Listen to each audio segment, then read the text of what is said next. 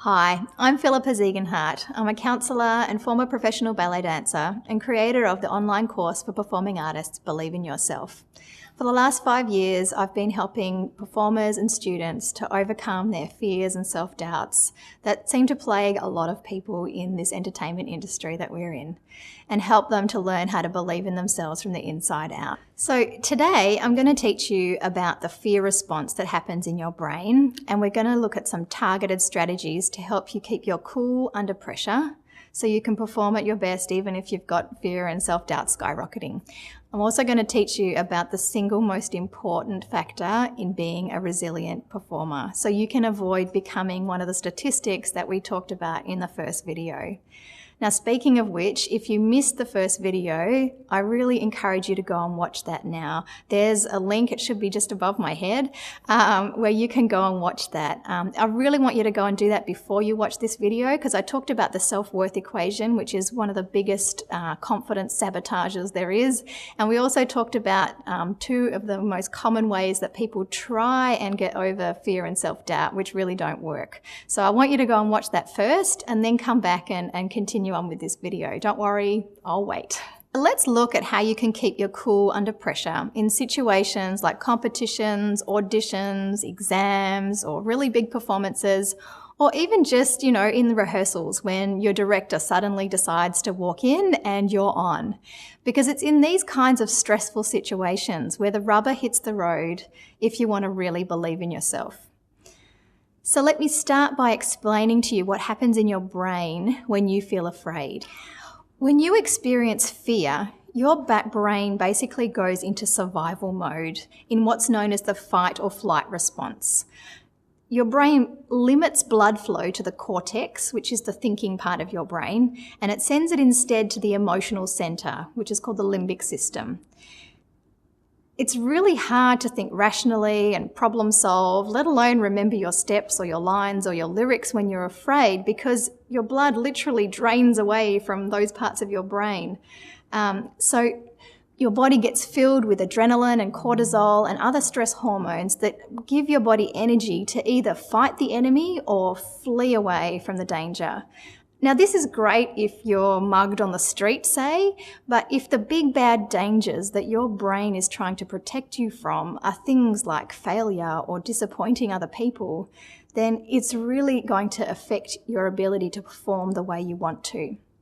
So you need to learn how to down-regulate that stress response in your brain when you feel fear coming on if you want to be able to perform well in those situations. Okay, so I'm going to talk you through the process of how to keep your cool under pressure. So the very first thing you need to do is breathe. Breathing physiologically helps your body to calm down and send blood flow back to the thinking parts of your brain so that you can rationalize, problem solve, and perform well. Try breathing in for 4 counts and then breathing out for 5 counts, nice and steadily until you feel your body starting to ease. And once you've done that, then you need to ground yourself in your body.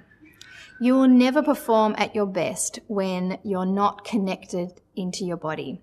Fear would have you all caught up in your head thinking about, all the terrible things that have happened in the past and all these, scary future scenarios of the worst thing that could possibly happen. So in order to keep your cool under pressure, you need to ground yourself in your body. Now, breathing will help with that.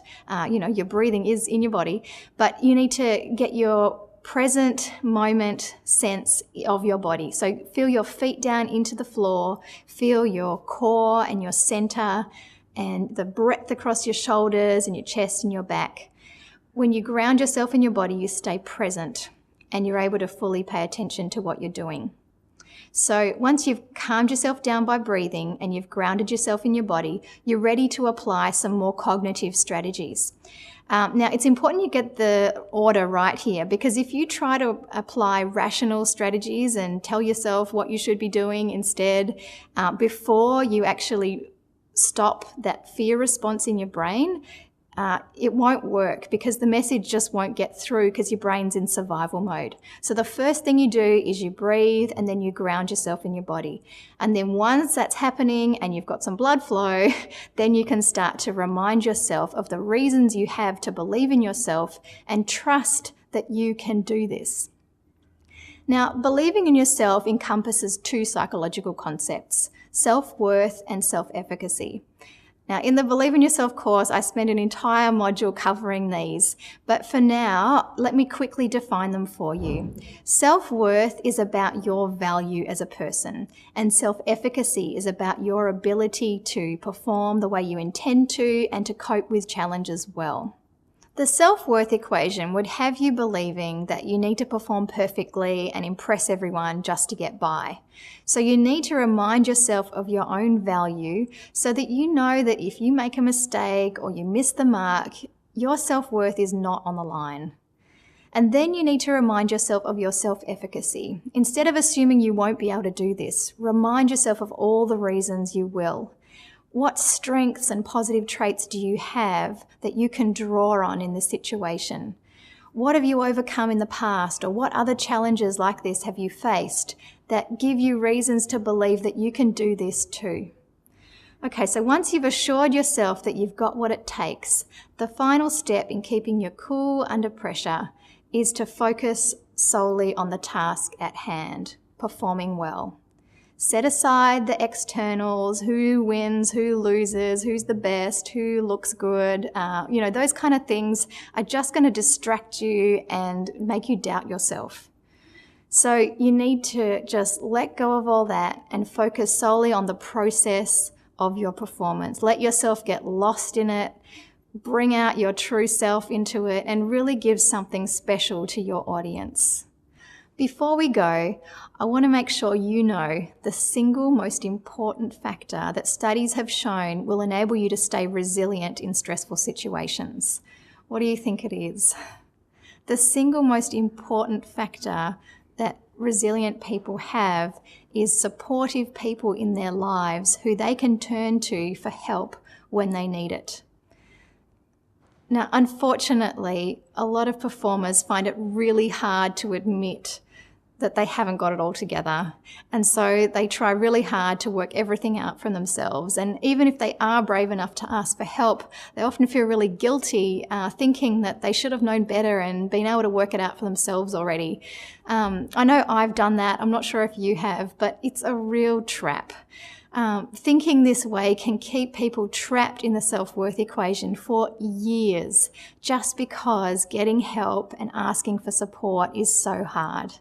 Now, it may be countercultural in our arts world, but if you want to survive and thrive in this industry, you need to learn how to genuinely connect with others and reach out for help when you need it so that you can move past these barriers and step into your potential and be a great performer and do what it is you love doing and what you're called to do.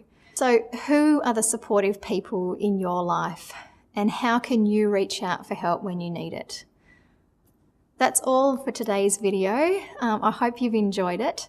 In our third video, we're going to talk about how you can break out of the self-worth equation and start really believing in yourself. So keep an eye out on your email inbox for that one. Before we go, I'd love it if you'd scroll down and leave me a comment. Let me know, what you've learnt and what you've got out of today. What would it mean for you to be able to keep your cool under pressure? And of course, if you have found this helpful or you know someone who you think needs to hear this, please share this video with them. Let's get the word out that there's a better way for performing artists. So thanks for watching. Leave me a comment below and I'll see you in the next video.